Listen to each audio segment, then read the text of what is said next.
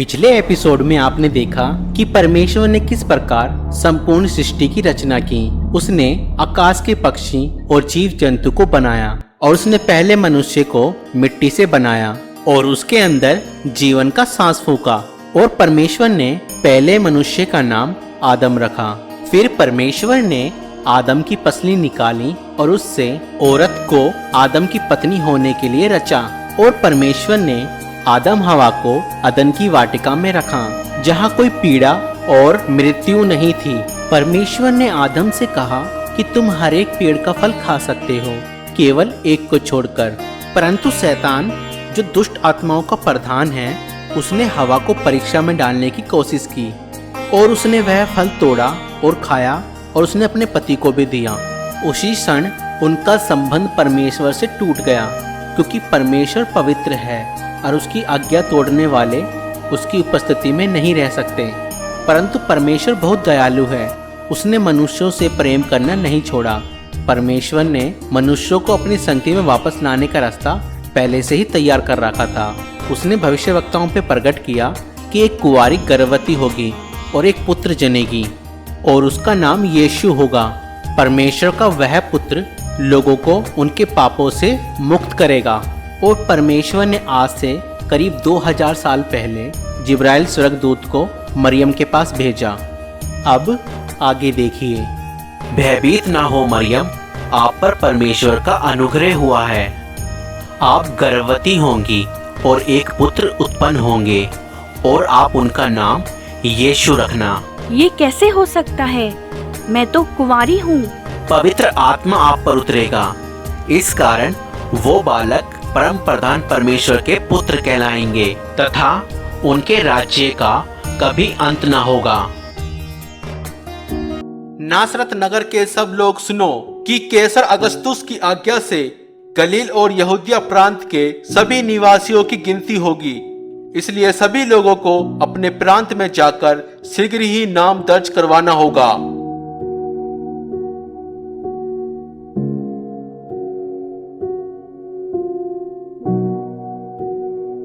और मरियम अपने मंगेतर यूसुफ के साथ नाम लिखाई के लिए यहूदा के नगर बैतलहम गई। पर बैतलहम में उन्हें ठहरने की जगह न मिली। उन्हें केवल गौशाला में ही जगह मिल सकी।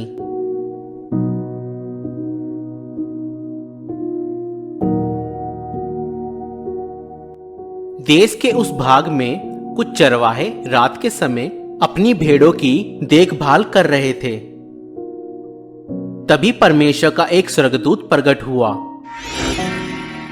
और परमेश्वर के तेज ने उन्हें घेर लिया। आज के दिन दाऊद के नगर में तुम्हारे लिए एक उद्धारकर्ता जन्मे हैं, अर्थात मसीह प्रभु। चरवाहे शीघ्र ही चरनी में जन्मे नवजात शिशु को देखने चले आए। वह उन प्रथम लोगों में गिने गए जिन्होंने कुंवारी माता द्वारा उद्धारकर्ता के जन्म का सुसमाचार फैलाया। कि आज पैदा मसीह हो गया, कि आज पैदा मसीह हो गया। किशोर दुनिया में, किशोर दुनिया में, किशोर दुनिया। एक हफ्ते बाद जब बालक के खतने का समय आया तो उसका नाम यीशु रखा गया। यूसुफ और मरियम बालक को परमेश्वर के सम्मुख प्रस्तुत करने यरूशलेम ले गए। मूसा की व्यवस्था अनुसार जब वह धार्मिक कर्तव्यों को पूरा कर चुके तो यरूशलेम से वापस नासरत लौट आए। और यीशु परमेश्वर और मनुष्य के अनुग्रह में बुद्धि और शरीर से बढ़ने लगा।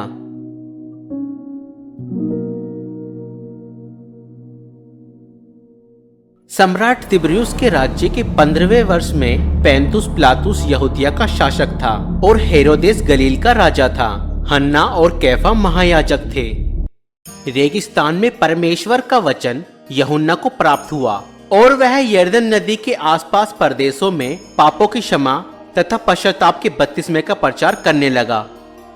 अपने पापों से पश्चाताप करो और बपतिस्मा लो तो परमेश्वर तुम्हारे पाप क्षमा करेगा, जैसे यशाया भविष्यवक्ता की पुस्तक में लिखा है कि रेगिस्तान में कोई पुकार रहा है, प्रभु के लिए मार्ग तैयार करो।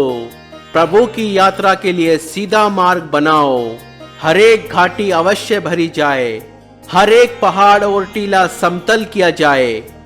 टेढ़े मार्ग सीधे करो और उबड़ खाबड़ मार्ग सपाट। और सारी मानव जाति परमेश्वर के उद्धार को देखेगी। हम क्या करें? हमें बताएं, हम क्या करें? बताएं, हम क्या करें? हमें बताएं, हम किस मार्ग पर जाएं? अगर किसी के पास 2 कमीजें हैं, वह एक उस मनुष्य को दें जिसके पास नहीं है, और जिसके पास भोजन है वह अवश्य बांटे। हे गुरु, हम चुंगी लेने वाले हैं, हम क्या करें? निर्धारित से अधिक चुंगी तुम मत लो, और हमें बताएं हम क्या करें? किसी से भी जबरन धन मत लो, और ना किसी पर झूठा दोष लगाओ। अपनी कमाई में संतुष्ट रहो। हमें बताएं, क्या आप मसीह हैं? मैं तुम्हें पानी से बपतिस्मा देता हूँ, परंतु एक और आ रहे हैं जो मुझसे सामर्थी हैं। मैं तो उसके जूतों के बंधन खोलने लायक भी नहीं। वह तुम्हें पवित्र आत्मा और आग से बपतिस्मा देगा। उसका सूप उसके हाथों में है, ताकि वह गेहूं को भूसी से अलग करके अपने खत्ते में रखे।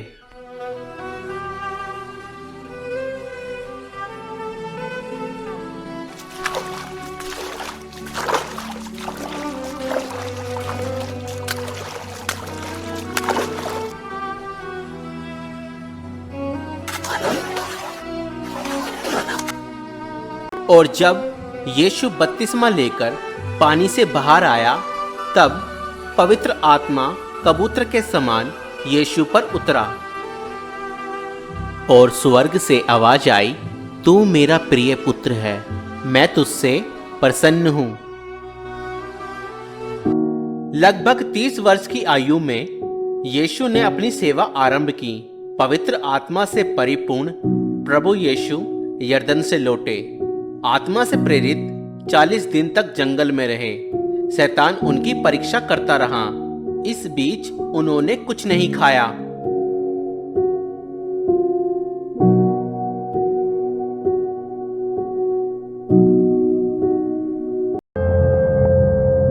तब शैतान ने उससे कहा, यदि आप परमेश्वर के पुत्र हैं तो इस पत्थर को रोटी बन जाने की आज्ञा दें। यह लिखा है, मनुष्य केवल रोटी ही से नहीं परंतु हर एक वचन से जो परमेश्वर के मुख से निकलता है जीवित रहेगा। तब शैतान यीशु को ऊंचे स्थान पर ले गया और पल भर में जगत के सारे राज्य दिखाए। यह सब अधिकार और धन दौलत मैं आपको दूंगा। यह सब मुझे सौंपा गया है, और जिसे मैं चाहूं उसे यह सब दे सकता हूं। यदि आप मुझे गिरकर प्रणाम करें तो यह सब आपका हो जाएगा। यह भी लिखा है, तू प्रभु अपने परमेश्वर को प्रणाम कर और केवल उसी की उपासना कर। फिर शैतान उन्हें यरूशलेम आराधनालय के छत पर ले गया। यदि आप परमेश्वर के पुत्र हैं तो अपने आप को नीचे गिरा दें, क्योंकि पवित्र शास्त्र में लिखा है, परमेश्वर अपने स्वर्गदूतों को आज्ञा देगा कि वह आपकी रक्षा करे। वह आपको हाथों हाथ उठा लेंगे ताकि आपके पांव को पत्थर से ठेस न लगे। यह भी लिखा है कि तू प्रभु अपने परमेश्वर की परीक्षा ना कर।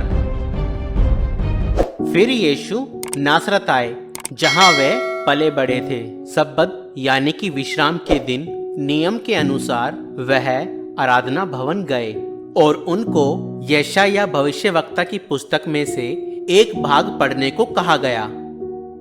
परमेश्वर का आत्मा मुझ पर है, क्योंकि उन्होंने मुझे दीनों को शुभ संदेश सुनाने के लिए चुना है। उन्होंने मुझे भेजा है कि मैं बंदियों को मुक्ति और अंधों को दृष्टि पाने का संदेश दूं, सताए हुए लोगों को मुक्त करने के लिए, और ये घोषणा करने के लिए कि समय आ गया है जब परमेश्वर अपने लोगों को बचाए। हाँ, वह ठीक कहते हैं। आज धर्मशास्त्र का ये लेख पूरा हुआ, जैसा कि तुमने सुना। क्या परमेश्वर का वचन सच्चा ठहरा? ये प्रतिज्ञा तो केवल मसीह ही पूरा कर सकते हैं। हम कैसे जानेंगे? निसंदेह तुम मुझसे ये कहावत कहोगे, वैद्य जी स्वयं को चंगा करो। मैं तुमसे कहता हूँ कोई भी भविष्यवक्ता अपने शहर में सम्मान नहीं पाता। इस प्रकार यीशु ने अपना परिचय परमेश्वर द्वारा अभिषिक्त संसार के उद्धारकर्ता के रूप में दिया, परंतु यहूदियों ने उसे मसीहा स्वीकार नहीं किया। उसे लोगों ने पहाड़ी से गिराना चाहा, परंतु वो भीड़ से निकलकर अपनी राह चला गया।